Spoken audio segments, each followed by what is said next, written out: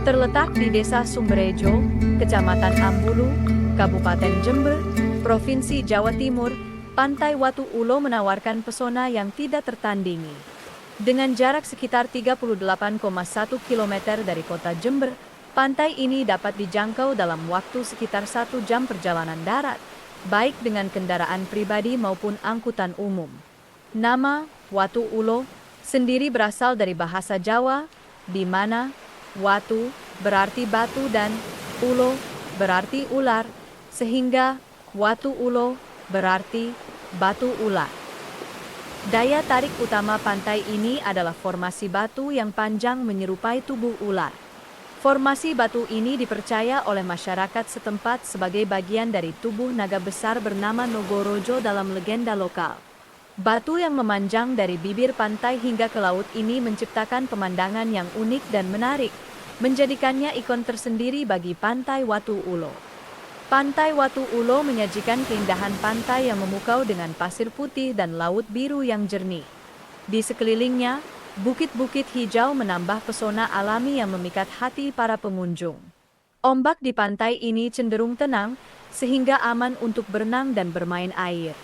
Selain itu, pengunjung juga dapat menikmati berbagai aktivitas pantai lainnya seperti memancing, bermain pasir, atau sekadar bersantai menikmati pemandangan yang menenangkan. Tidak hanya keindahan alamnya yang mempesona, Pantai Watu Ulo juga terkenal karena legenda asal-usulnya yang kaya akan cerita rakyat. Batu panjang yang menyerupai ular di pantai ini dikaitkan dengan legenda seekor naga besar bernama Nogorojo dan pahlawan legendaris Joko Mursodo.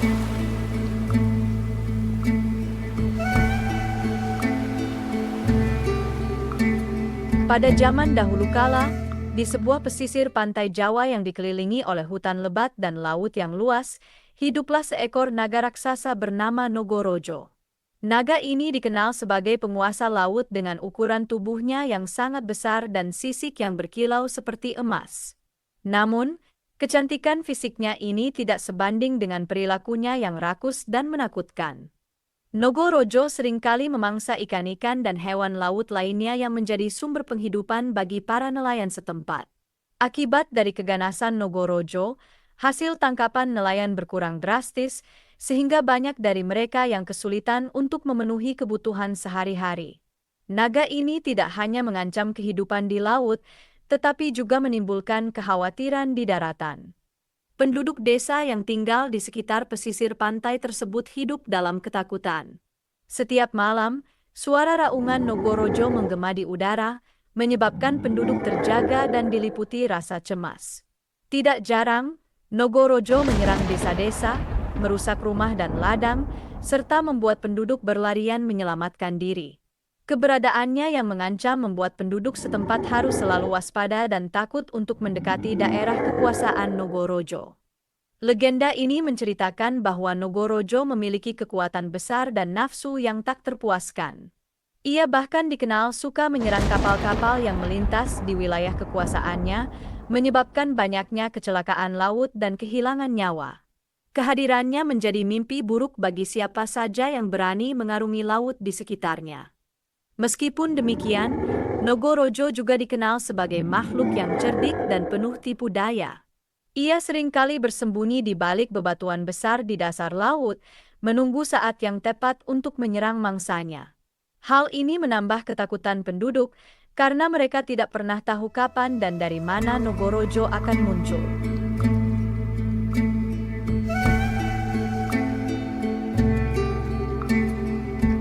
Di sebuah desa yang dikelilingi oleh hutan lebat, hiduplah seorang pemuda pemberani bernama Joko Mursodo.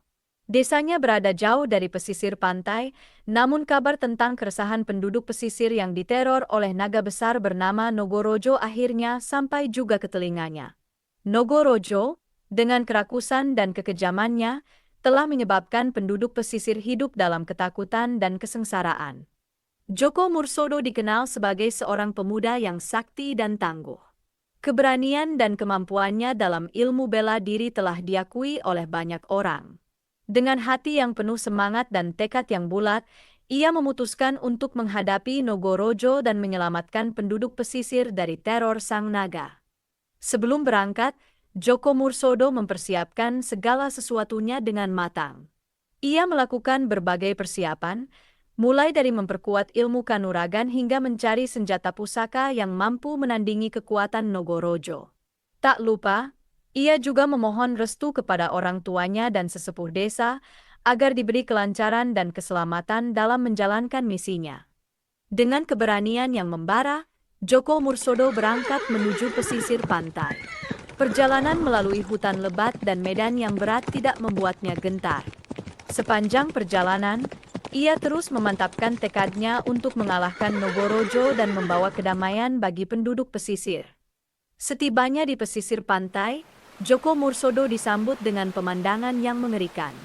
Bekas-bekas kehancuran akibat serangan Nogorojo masih terlihat jelas, dan penduduk setempat tampak begitu ketakutan. Tanpa ragu, Djoko Mursodo segera mencari informasi mengenai keberadaan Nogorojo dan menyusun strategi untuk menghadapinya.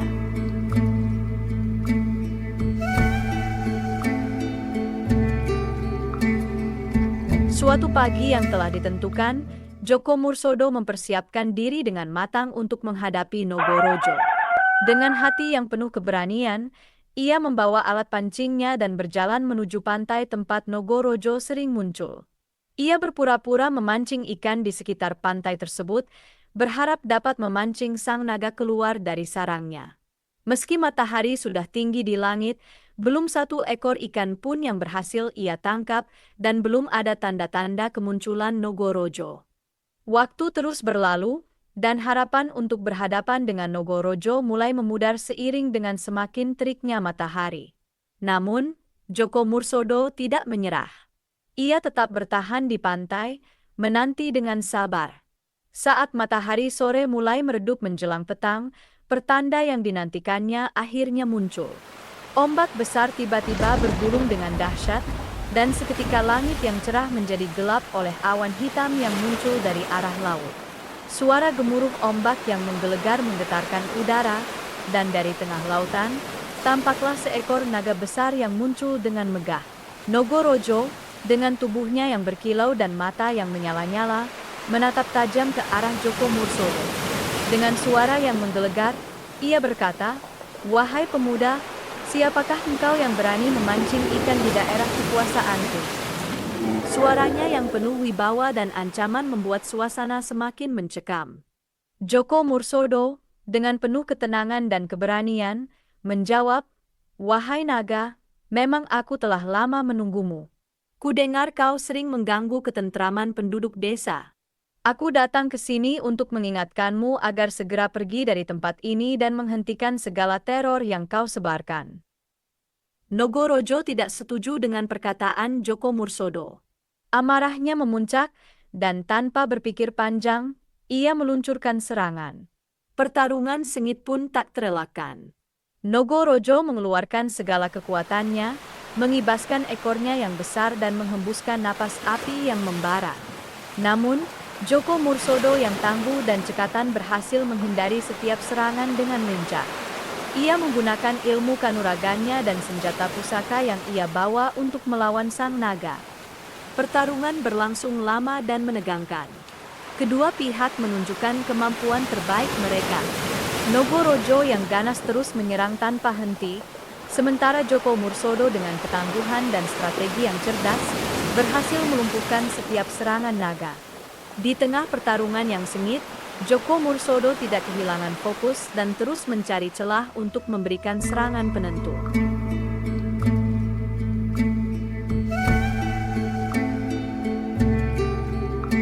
Pertarungan antara Djoko Mursodo dan Nogorojo berlangsung dengan sangat sengit.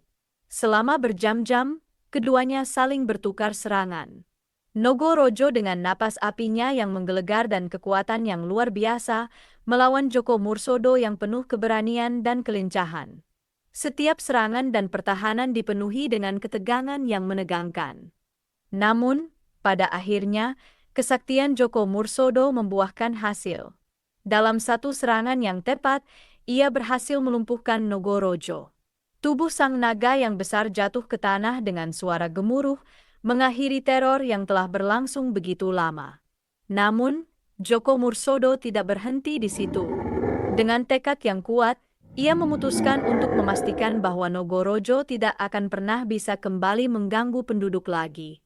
Dengan keahlian dan kekuatannya, Joko Mursodo memotong tubuh Nogorojo menjadi 3 bagian.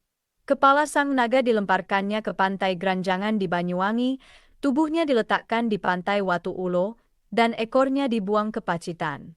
Tindakan ini tidak hanya mengakhiri teror naga terhadap penduduk, tetapi juga menciptakan formasi batu yang unik di 3 lokasi tersebut, menjadi saksi bisu dari keberanian Joko Mursodo.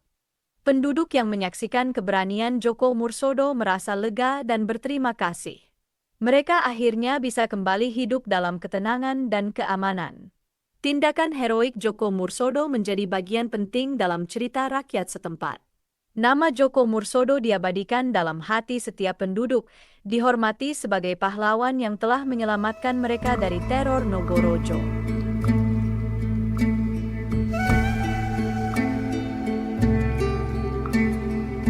Legenda Joko Mursodo tidak hanya menjadi cerita yang diceritakan di malam hari di sekitar api unggun, tetapi juga menjadi bagian dari identitas masyarakat. Setiap tahun, penduduk mengadakan upacara untuk mengenang tindakan heroik Joko Mursodo, diiringi dengan berbagai ritual dan persembahan untuk menghormati jasa-jasanya. Setiap tahunnya, Pantai Watu Ulo menjadi tuan rumah bagi acara tradisional Waton, sebuah arak-arakan kereta sapi yang dihias menggunakan ketupat. Acara yang diadakan pada hari ke-7 setelah Idul Fitri ini menarik banyak pengunjung, baik dari kalangan lokal maupun wisatawan dari luar daerah. Pantai Watu Ulo juga menawarkan banyak spot menarik untuk berfoto, terutama di sekitar batu ular yang menjadi daya tarik utama. Pemandangan matahari terbit dan terbenam di pantai ini sungguh menakjubkan, seringkali menjadi momen yang diabadikan oleh para fotografer.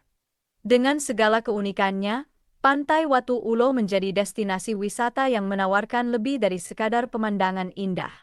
Pantai Watu Ulo adalah tempat di mana keajaiban alam dan warisan budaya bertemu, menciptakan pengalaman wisata yang tak terlupakan. Kisah ini mengajarkan tentang nilai-nilai keberanian, pengorbanan, dan tekad yang kuat, serta pentingnya menjaga harmoni dengan alam. Joko Mursodo menjadi simbol perjuangan dan ketangguhan yang memberikan inspirasi bagi siapa saja yang mendengar ceritanya. Warisan legenda ini terus hidup dan berkembang, menjadi bagian yang tak terpisahkan dari budaya dan sejarah masyarakat pesisir pantai Jawa. Demikianlah kisah ini diceritakan, segala kebenaran detailnya kita kembalikan kepada Allah, Tuhan pemilik kisah kehidupan.